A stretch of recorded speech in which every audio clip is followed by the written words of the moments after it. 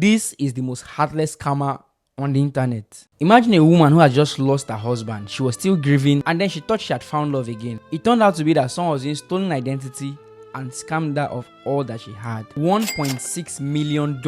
Let's just call her Lady B.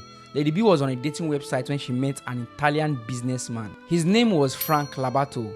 They had been speaking back to back. He has been helping her go through her entire grieving stage and he has been her online company. So one day, she stopped hearing from Frank and then she tried to reach out, only for Frank to tell her that he was having a hard time in business and needed some funds to inject into his business and he will return it in 1 month.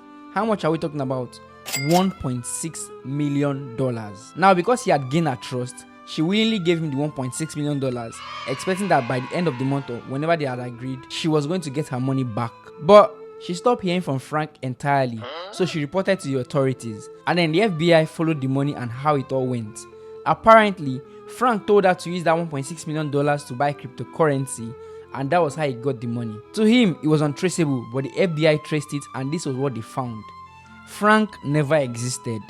The Frank Lovato was actually Adetomiwa Seun Akindele. He was a 32-year-old Nigerian living in the US with them. When he got the cryptocurrency, he moved it through different routes, thinking he had already cleaned the money and put it in his own US bank account.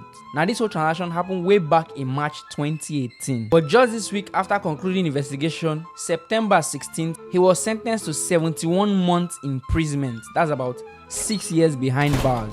He was also instructed to pay back the $1.6 million, and after serving a 6-year term, he'll be deported back to Nigeria.